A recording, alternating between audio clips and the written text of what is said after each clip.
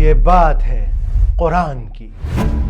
ए मोहम्मद के मानने वालों, जरा सोच कर जवाब दो, क्या दिया है तुम्हारे अल्लाह ने तुम्हें भूख और गरीबी के अलावा? काश तुम समझ पाते उकबा, हमारे अल्लाह ने हमें इज्जत दी है, बराबरी का दर्जा दिया है।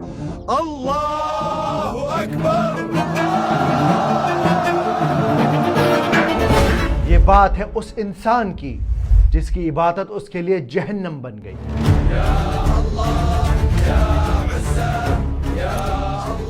क्या तुम इसी तरह जाओगे तवाफ करने? हाँ बिल्कुल ऐसे ही जाऊंगा। दिमाग ठिकाने है तुम्हारा? ये कपड़े पहनकर जाओगे का? इन कपड़ों में कोई परेशानी है क्या? अरे उतारो ये गुनाह वाले कपड़े। अल्लाह के घर का तवाफ वैसे करो जैसे तुम दुनिया में आए थे। तुम्हारा मतलब बिना कपड़ों के? हाँ बिल्कुल। ये बात है अल्लाह के उस अहकाम की जिसने दीन और दुनिया को एक ऐसी गांठ में बांध दिया जिसको कयामत तक खोला नहीं जा सकता। चल बेटा, शाबाश, जल्दी से वो खराब वाली खजूरें इन अच्छी खजूरों के नीचे लगा दे। ये तो गलत है ना बाबा? अरे बेटा, कारोबार में ये सब चलता है। चल जल्दी लगा दे, मैं नमाज पढ़कर आता हूँ। ये बात है सूरह माऊन की। अराअयत अल्लज़ी युकज़्ज़िबु बिद्दीन। बचपन में कुरान की आखिरी 10 सूरतों को याद करने के बावजूद भी हम में से न जाने कितने लोग अक्सर सूरह माऊन को भूल जाते हैं। सादिया, आप सुनाएं सूरह माऊन। कुल या अय्युहल काफिरून ला अबुदु। सूरह काफिरून नहीं, सूरह माऊन। और आज हमारी सोसाइटी में न जाने कितने ऐसे मुसलमान हैं जो अक्सर ये सवाल पूछते नजर आते हैं। ओके, इन इस्लाम दीन और दुनिया को लेके चलो। What is more important, दीन और दुनिया? पर अफसोस हम में से बहुत थोड़े हैं जो ये जानते हैं कि दीन और दुनिया को बैलेंस किया ही नहीं जा सकता। कल एक सहाबी बता रहे थे कि सूरह माऊन में अल्लाह और उसके नबी ने बता दिया कि दीन में ही दुनिया है। तो क्या इसका मतलब ये है कि दोनों एक ही हैं? और नहीं तो क्या है सूरह माऊन के नादिल होने के पीछे का वाकया और किस तरह ये सूरत हमारी दुनिया को हमारे दीन से जोड़ती है। और हाँ, एक और इम्पोर्टेंट बात, ये सूरत हमें ऐसा कौन सा लिटमस टेस्ट सिखाती है जिससे हम बड़ी आसानी से पता कर सकते हैं कि कहीं नमाज और तहज्जुद का पाबंद होने के बावजूद भी हम जहन्नम की आग का ईंधन तो नहीं। सलाम हाफिज जी, 3 महीने हो गए, अगर आप पेमेंट कर देते तो मेहरबानी होती। ओए सुन, मिल जाएगी तेरी पेमेंट, अभी काम ठंडा पड़ा है। अगली बार फोन करे तो गाली बककर फोन काट देना, परेशान कर रखा है। और सबसे ज्यादा इम्पोर्टेंट, 1400 साल पुरानी इस सूरत का आज हमारी जिंदगी में क्या काम है, इन सब सवालों के जवाब जानेंगे इस वीडियो में। अराअयत अल्लज़ी युकज़्ज़िबु बिद्दीन फ़ज़ालिका अल्लज़ी यदुअ्ल यतीम वला यहुद्दु अला तआमिल मिस्कीन। स्कॉलर्स कहते हैं कि सूरह माऊन मक्का के उस दौर में नादिल हुई जब आस बिन वाइल, अबू लहब, अबू जहल जैसे लोग काबा के जिम्मेदार थे। वो काबा की देखभाल करते, हाजियों के हज का इंतजाम करते, यमन और शाम के सफर को मैनेज किया करते और इन दुनिया भर में किए जाने वाले तिजारती सफरों से, मक्का में किए जाने वाले हजों से होने वाली कमाई को मक्का के आम लोगों की तरक्की के लिए इस्तेमाल करते। ए गुलामों, याद रहे, हाजियों की खातिरदारी में कोई कमी नहीं रहनी चाहिए। पानी, कालीन और इत्तर सब वक्त पर तैयार होना चाहिए। और हाँ, कुछ लकड़ी वालों को बोल के काबा के दरवाजों की लकड़ी ठीक करवाओ।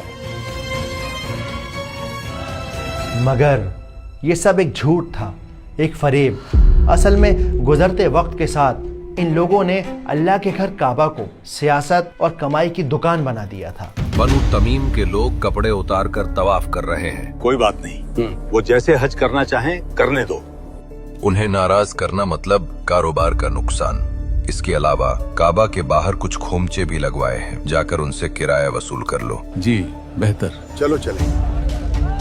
हर गुजरते दिन के साथ ये लोग बद से बदतर होते चले गए। ये गरीबों को खाना तो खिलाते लेकिन दिखावे के लिए। ये मिस्कीनों की मदद करते मगर दिखावे के लिए। ये काबा का तवाफ करते, अपने बुतों की इबादत करते मगर वो भी दिखावे के लिए। दावत बहुत लाजवाब। जल्दी जल्दी बोलो, अब क्या मांगने आए हो? कासिम के घर खाने को कुछ नहीं है। अगर आप थोड़ा अनाज दे देते तो तो मेहरबानी होती। तुम लोग तो रोज भूख का रोना लेकर आ जाते हो। हर जुमेरात मैं पूरे मक्का के लिए 2 बढ़िया ऊंट ज़िबा करवाता हूँ। सही कहा। बिल्कुल। फिर भी तुम लोगों की भूख नहीं मरती। देख लीजिए, अगर कुछ हो सके चलो भागो यहाँ से, बाद में आना। कबीले के सरदारों के इस रवैये ने मक्का के अंदर एक ऐसा माहौल पैदा कर दिया जिसमें गरीब, बेबस और लाचारों के लिए कोई जगह नहीं थी। वहाँ सिर्फ ताकत का बोलबाला था। ये पैसे और ताकत वाले लोग जिस तरह चाहते उस तरह गरीब और मिस्कीनों के साथ पेश आते, अपने गुलामों को बुरी तरह ट्रीट करते। और सबसे बड़ी बात, ये ऊंच नीच, भेदभाव, जुल्म करना उनके लिए कोई गुनाह नहीं था, बल्कि उनके लिए एक आम बात थी, एक नॉर्मल कल्चर था। मैंने सोचा तुम सबको बता दूं, कल से 5 साल के बच्चे भी हमारी गुलामी करेंगे। जितनी जल्दी शुरू करेंगे उतनी जल्दी सीखेंगे। और हाँ, कोई बीमारी बुखार का बहाना नहीं, समझे? और जब पैगंबर मोहम्मद सल्लल्लाहु अलैहि वसल्लम ने इस्लाम की दावत दी तो इन लोगों को ये बात सबसे ज्यादा चुभती थी कि आप गरीबों की हिमायत करते हैं, उन्हें बराबर का हक देते हैं। इन लोगों को लगता था कि अगर ये काले हबशी लोग हमारे गुलाम नहीं रहेंगे तो हमारे काम कौन करेगा? क्या हम इनके साथ बैठकर खाना खाएंगे? आप बुजुर्ग हैं मक्का के, जरा सोच कर देखिए कैसा लगेगा आपको अपने हबशी गुलामों के साथ बैठकर खाना खाना। वक्त रहते कुछ कीजिए, वरना ये परेशानी और बढ़ जाएगी। तुम ठीक कहते हो उक़बा। हम अबू लहब से बात करते हैं ताकि वो अपने भतीजे को समझाए। बेहतरीन ख्याल है। और एक दिन आप सल्लल्लाहु अलैहि वसल्लम ने वो किया जिसने अमीरी और गरीबी के बीच की दीवार को गिराकर इंसानियत का परचम सबसे ऊंचा कर दिया। मक्का की हवा उस दिन कुछ ज्यादा ही खामोश थी। जलता सूरज आसमान से काबा को निहार रहा था और इन्हीं गलियों में एक छोटा सा नन्हा यतीम लड़का फटे पुराने कपड़े पहने सर पर दौड़ रहा था। ये मक्का का सबसे कमजोर इंसान था।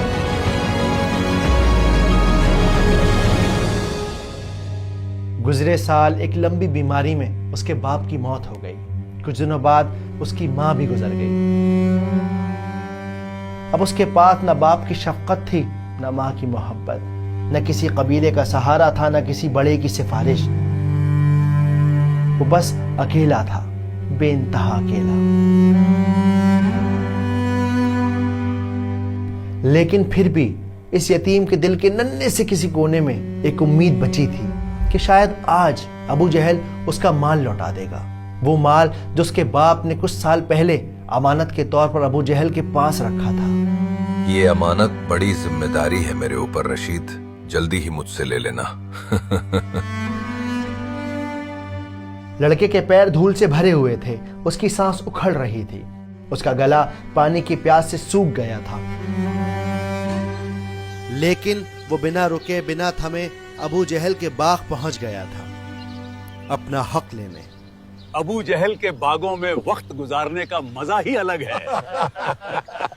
बदबख्त, बिल्कुल मुफ्त खोर कहीं के हर हफ्ते चले आते हैं मेरा माल खाने। ओ अबू जहल, यारों के यार, हिसाब बाद में कर लेना। आओ हमारे साथ आके बैठो। बस अभी आया। अच्छा अच्छा, जल्दी आओ। अरे वो देखो, रशीद का लड़का। हुजूर, वो देखिए सामने। ये बदबख्त फिर से चला आया। हद है, अब देखना तमाशा। इससे पहले कि वो लड़का कुछ कहता, अबू जहल उसकी तरफ पलटा। उसने उसकी तरफ देखा और जहर बुझी आवाज में उससे कहा, तो फिर आ गया भीख मांगने? चल दफा हो यहाँ से।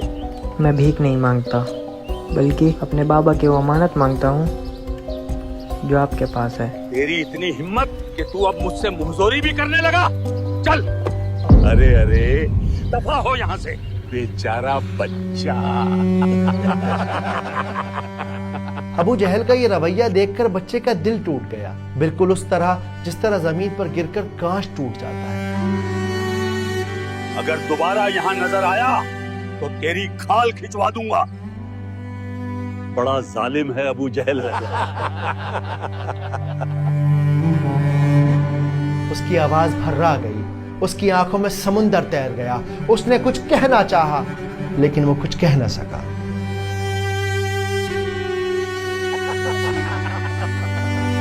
اور تب ہی ان ظالموں کو ایک شرارت سوچی. اے رشید کے بیٹے ادھر آ. ارے آ نا, چل جلدی آ.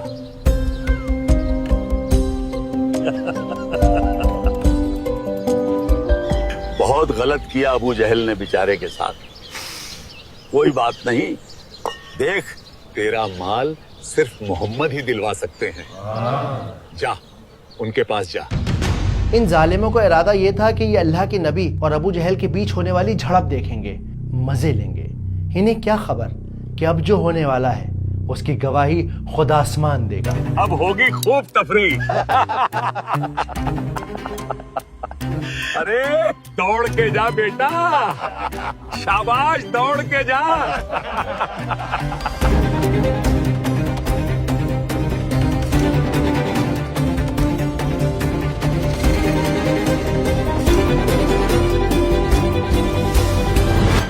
بچہ دوڑتا ہوا نبی کے پاس پہنچ گیا.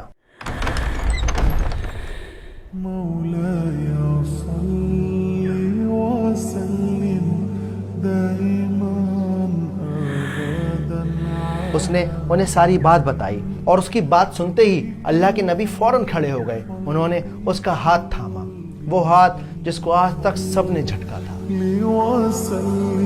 بچے کا دل ایک عجیب سکون سے بھر گیا.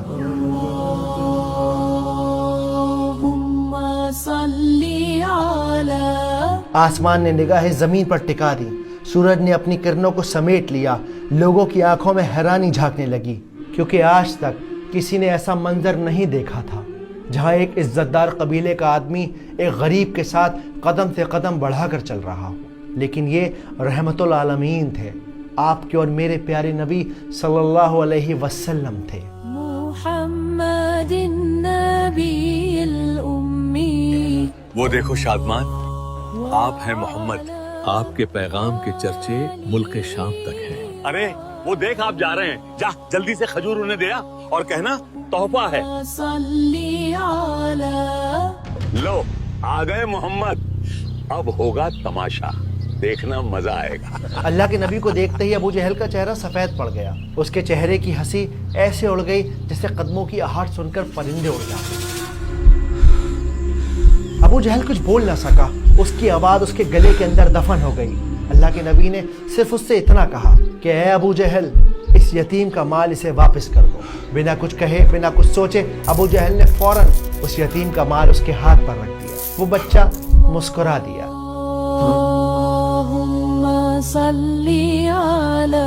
باقی قبیلوں کے ظالم سردار دور کھڑے یہ ماجرا دیکھ رہے تھے. یہ ابو جہل ایسے کیوں جم کر کھڑا ہے؟ سمجھ میں نہیں آتا کیا معاملہ ہے. اللہ کے نبی اور بچے کے جانے کے بعد یہ لوگ ابو جہل کے پاس آئے. انہوں نے اس سے کہا کہ یہ کیا معاملہ ہے ابو جہل, کیا تم ایمان لے آئے ہو؟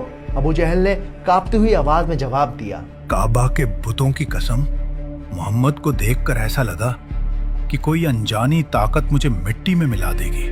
صحیح بخاری, صحیح مسلم, مسند امام احمد کے علاوہ تفسیر کی تقریباً ہر کتاب میں اس واقعے کو سورہ ماعون کے ساتھ جوڑا گیا ہے. اللہ سبحانہ و تعالیٰ نے اس صورت میں کسی شخص کا نام نہیں لیا. جب مکہ میں سورہ ماعون نازل ہوئی تو ہر سردار کو ایسا لگا جیسے اس کا پردہ فاش کر دیا گیا ہو, جیسے یہ صورت اس کے لیے نازل کی گئی ہو. اب تو حد ہو گئی ہے. محمد نے مجھے ذلیل کیا ہے یتیم کا مال کھانے والا کہہ کر. ارے محمد نے تمہیں نہیں مجھے ذلیل کیا ہے. بے وقوفوں جیسی باتیں مت کرو, آپ مجھے ذلیل کر گئے ہیں. تو یہ تھی سورہ ماعون کی بیک گراؤنڈ سٹوری. تو چلیے اب اس صورت کو سمجھتے ہیں مزیدار طریقے سے, سینیمیٹک انداز میں. ابو عروہ, وہ سورت تو سناؤ جو نبی پر نازل ہوئی تھی, کیوں نہیں؟ اعوذ باللہ من الشیطان الرجیم, بسم اللہ الرحمن الرحیم.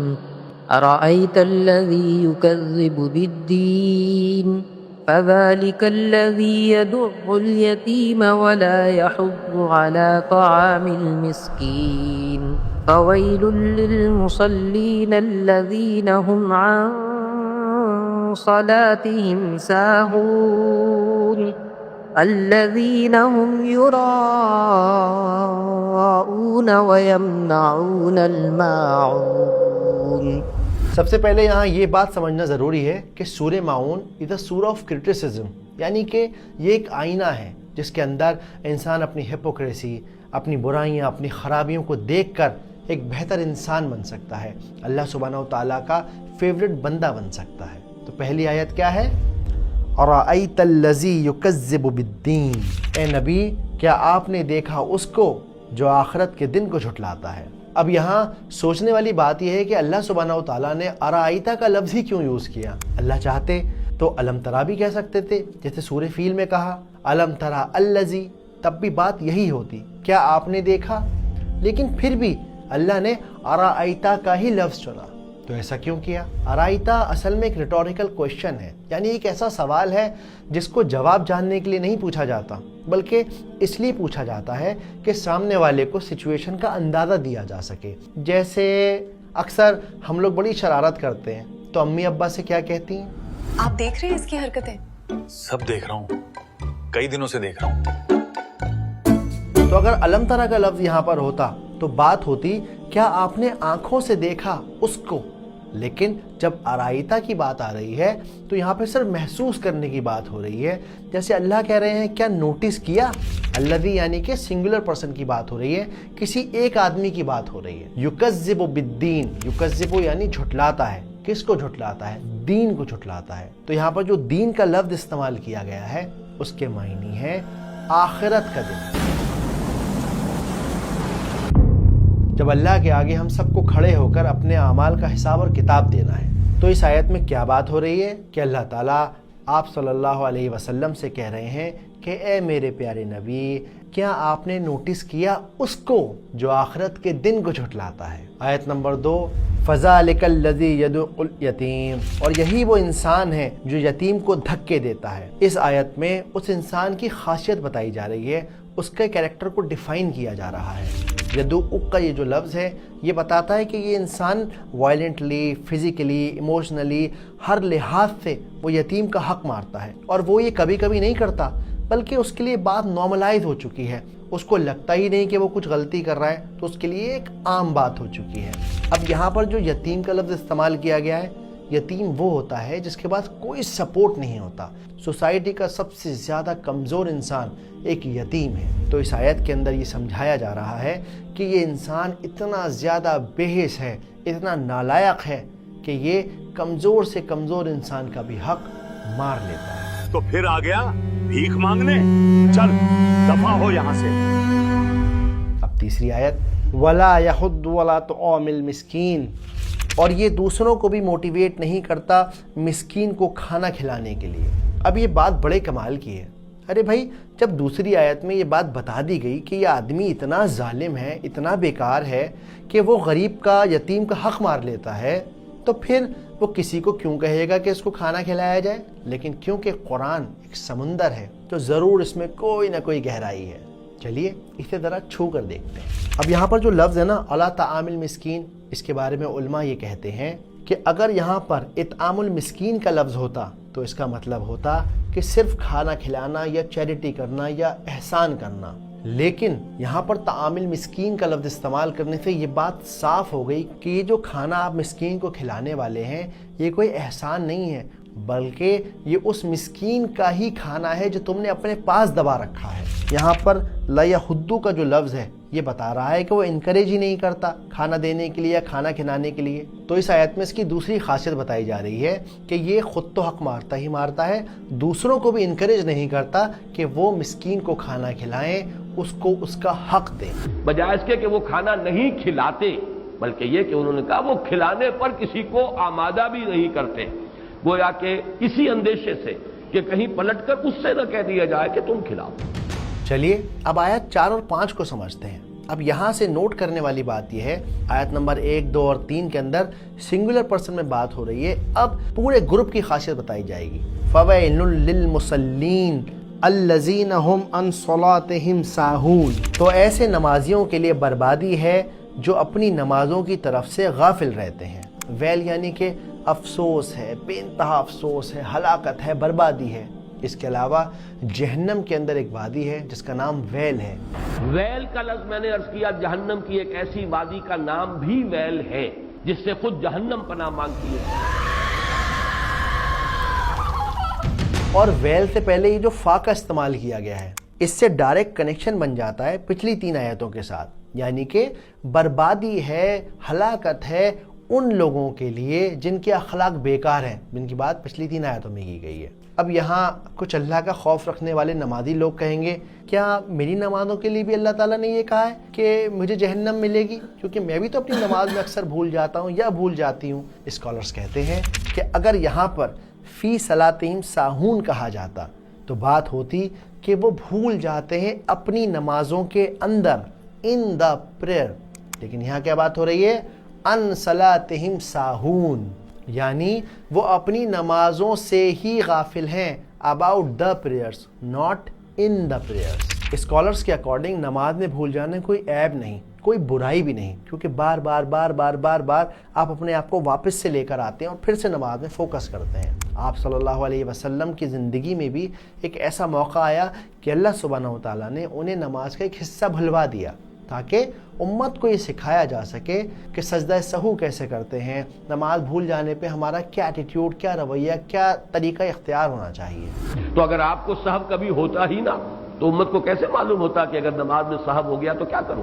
تو یہاں ان لوگوں کی بات ہو رہی ہے تو یا تو نماز پڑھتے ہی نہیں، اور اگر نماز پڑھتے بھی ہیں تو وہ امی نے دھکے دے کے اٹھا دیا، موبائل اسکرول کر رہے ہیں، بعض کسی صورت حال بس چلو یہ بوجھ سر پہ پڑا ہوا ہے اسے اتار کے ایک طرف پھینکو اور فٹافٹ واپس اپنے کاموں میں لگ جاؤ. یہاں ان نمازیوں کی بات ہو رہی ہے. اب یہاں کچھ لوگ کہیں گے کہ یار مکتوب بھائی یہ کیا بات ہوئی، جب تو نماز آئی ہی نہیں تھی مکہ کے اندر، پھر یہ لوگ نماز کیسے پڑھا کرتے تھے، یہ تو مسلمان بھی نہیں تھے. تو دیکھیے صلاح کے بہت سارے معنی ہوتے ہیں. اس کا مطلب صرف نماز نہیں ہے بلکہ عبادت کرنا، کنیکشن بنانا، ریلیشن شپ بنانا اپنے اللہ کے ساتھ. تو جیسے سورہ کافرون میں ہم پڑھ چکے ہیں کہ انہیں لگتا تو یہ تھا کہ وہ ایک اللہ کی عبادت کر رہے ہیں، لیکن وہ ایک اللہ کی عبادت نہیں تھی بلکہ ان کا اپنا بنایا ہوا کوئی الگ ہی نظام، کوئی الگ ہی سیٹ اپ تھا. جیسے سیرت کی کتاب میں آپ پڑھیں گے کہ ان میں اتنا بگاڑ آ چکا تھا کہ وہ لوگ طواف کرنے سے پہلے اپنے کپڑے تک اتار دیا کرتے تھے. قریش کی ایک بدعت یہ بھی تھی تو مرد ننگے طواف کرتے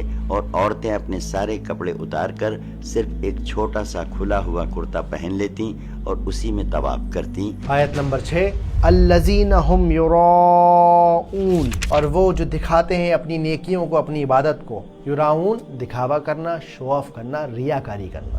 آیت نمبر 7 وَيَمْنَعُونَ الْمَاعُونَ، اور عام استعمال کی چھوٹی چھوٹی چیزیں بھی ایک دوسرے کے ساتھ شیئر نہیں کرتے.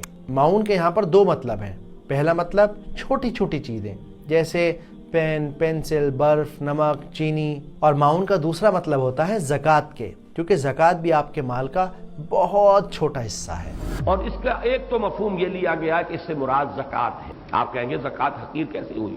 زکوٰۃ چونکہ 1/40 ہے تو حقیر ہے، تھوڑا سا ہی دیا جا رہا ہے. آپ سے یہ تو نہیں کہا گیا کہ آپ اکثر و بیشتر دے دیجئے. تو کیا بات ہو رہی ہے اس آیت میں کہ ان لوگوں کے معاملے اتنے زیادہ بگڑ چکے تھے کہ یہ ایک دوسرے کے ساتھ چھوٹی چھوٹی چیزیں بھی شیئر نہیں کیا کرتے تھے، ان کا حق بھی انہیں دیا نہیں کرتے تھے. تو چلیے اب اس پوری آیت کو فٹافٹ سمجھ لیتے ہیں کہ اس پوری آیت میں بات ہوئی کیا ہے. تو پہلی آیت میں اللہ سبحانہ و تعالی نوٹس کروانے والے انداز میں اپنے نبی سے کہہ رہے ہیں کہ اے میرے پیارے نبی، کیا آپ نے نہیں دیکھا، کیا آپ نے نوٹس نہیں کیا اس کو جو آخرت کے دن کو جھٹلاتا ہے؟ اور یہی تو وہ ہے جو یتیم کو دھکے دیتا ہے، اس کو دھتکارتا ہے جس کے پاس کوئی سپورٹ نہیں ہے. اور یہی وہ انسان ہے جو دوسروں کو بھی نہیں کہتا کہ تم سامنے والے کا حق دے دو. تو بربادی ہے، افسوس ہے اور جہنم ہے ایسے عبادت کرنے والوں کے لیے جو اپنی عبادت سے غافل ہیں. اور یہ الٹی سیدھی عبادت بھی شو آف کے لیے کرتے ہیں، دکھاوے کے لیے کرتے ہیں. اور ان کے دل اتنے سخت ہو چکے ہیں کہ چھوٹی چھوٹی چیزیں بھی یہ شیئر نہیں کرتے. جب انہیں دولت مل جاتی ہے تو اب اس کو روک روک کر رکھتے ہیں کسی اور تک اس کا کوئی فیض نہ پہنچ جائے. چلیے اب اس صورت کا ریلیونس سمجھتے ہیں کہ آج ہماری زندگی میں اس کا کیا کام ہے. اس صورت میں جو غور کرنے والی بات ہے وہ بات یہ ہے کہ اس صورت کے اندر اللہ سبحانہ و تعالیٰ نے ایمان اور اخلاق دونوں کو ایک ساتھ کنیکٹ کر دیا ہے. یعنی اب آپ کی دین اور دنیا الگ نہیں ہے بلکہ وہ ایک ہی ہے، کیونکہ سورت کا پہلا ہاف ہمیں بتاتا ہے کہ دل کے اندر ایمان نہ ہونے کی پہلی نشانی یہ ہے کہ آپ کا رویہ لوگوں کے ساتھ خراب ہوگا۔ اس کی مثال آج کل ہم اپنی سوسائٹی میں بہت آرام سے دیکھتے ہیں۔